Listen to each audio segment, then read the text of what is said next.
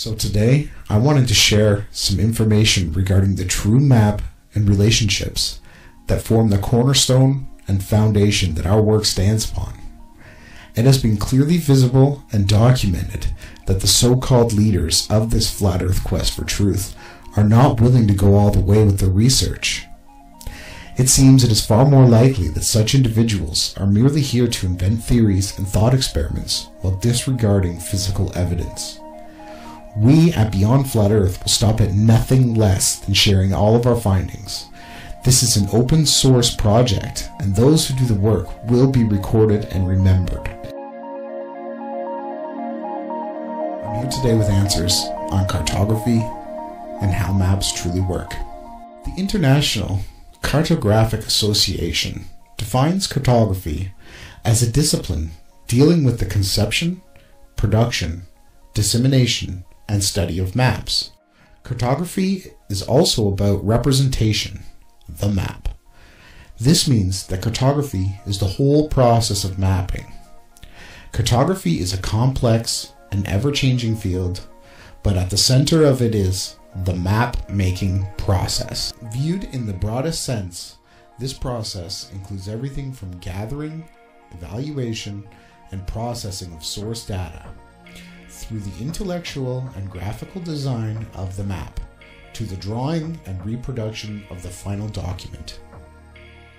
As such, it is a unique mixture of science, art, and technology, and calls for a variety of in-depth knowledge and skills on the part of the cartographer. Sometimes, one person directs the entire sequence of cartographic activities, but this occurs only in relatively simple cases. In the creation of a map, it is much more common for the various tasks to be split up and accomplished by several individuals. Cartography is much more than just map making, however. It is also an academic discipline in its own right. It has its own professional associations, regional, national, and international, journals, conferences, educational programs, and its own identity. As a discipline, it embraces not only cartographers who make maps, but also cartographers who teach about maps and cartographers who do research on maps. Once seen as the products of relatively straightforward practical exercise, maps are now viewed as complex intellectual images, offering rich potential for scientific investigation. Whether the thrust of the research is cognitive, mathematical, historical, perceptual, or technological, cartographers are exploiting this potential to the fullest. Now I'd like to go to the map that Jason from Awake Souls and I have been using. It has been coined the Oblique Mercator Projection, or the World Satellite Image Map. So all the links are going to be below. This stunningly detailed satellite image of the world, detailed land cover data depicted in an oblique Mercator projection. The parameters of this map projection have been carefully chosen so that the inevitable distortion that occurs is regulated to the oceans and to the least populated and least recognizable land masses. The result is a unique, visually interesting flat map of the world that exhibits nearly no distortion, even at the poles. This version of the map has been done in a stylish portrait, and all we've done is we've correctly orientated the north, south, east, and west. So I'm gonna stay tuned, stay awake, stay aware, and we here also know that the truth will not be televised. It will be imprinted. So please, keep searching for the truth. We will find a way. And don't ever forget that you matter. You are important. And anything that you can share will make a difference.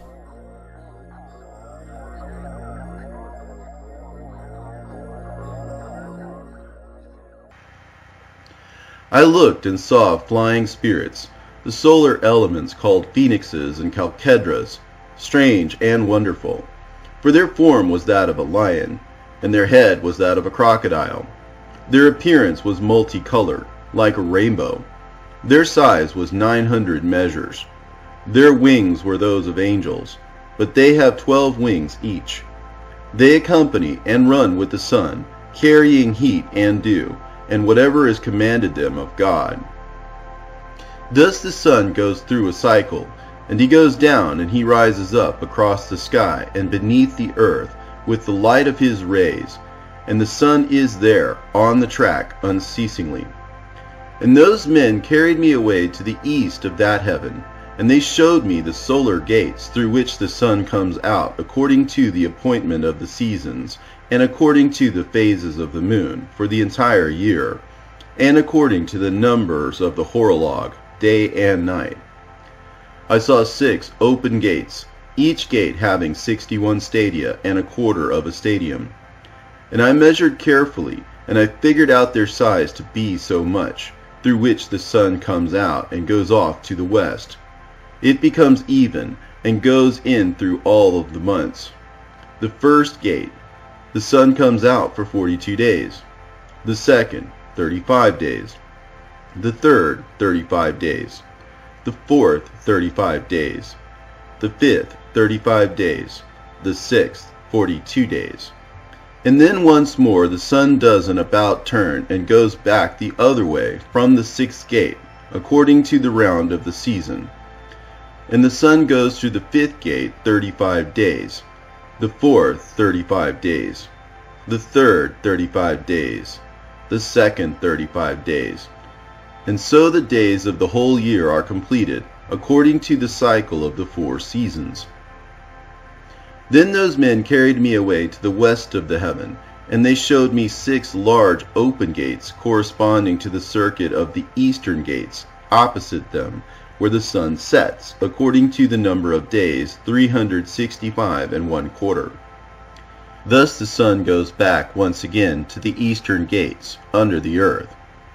And when the sun goes out from the western gates, he takes off his light, the splendor which is his radiance, and 400 angels take his crown and carry it to the Lord, for since his shining crown is with God, with 400 angels guarding it. The sun turns his chariot around and goes back under the earth on wheels, without the great light which is his great radiance and ornament. The sun remains for 7 great hours in night, and the chariot spends half its time under the earth. And when he comes to the eastern approaches, in the 8th hour of the night, the 400 angels bring back the crown and crown him, and his brightness and the shining of his crown are seen before sunrise, and the sun blazes out more than fire does. Then the solar elements, called phoenixes and chalcedras, burst into song. That is why every bird flaps its wings, rejoicing at the giver of light. They burst into song at the Lord's command. The light giver is coming, to give radiance to the whole world, and the morning watch appears, which is the sun's rays. And the sun comes out over the face of the earth, and retrieves his radiance, to give light to all the face of the earth. They showed me the calculation of the sun's movement, and the gates by which he goes in and out. For these are the great gates which God created to be an annual horologe. This is why the sun has the greater heat, and the cycle for him goes on for 28 years, and begins once more from the start.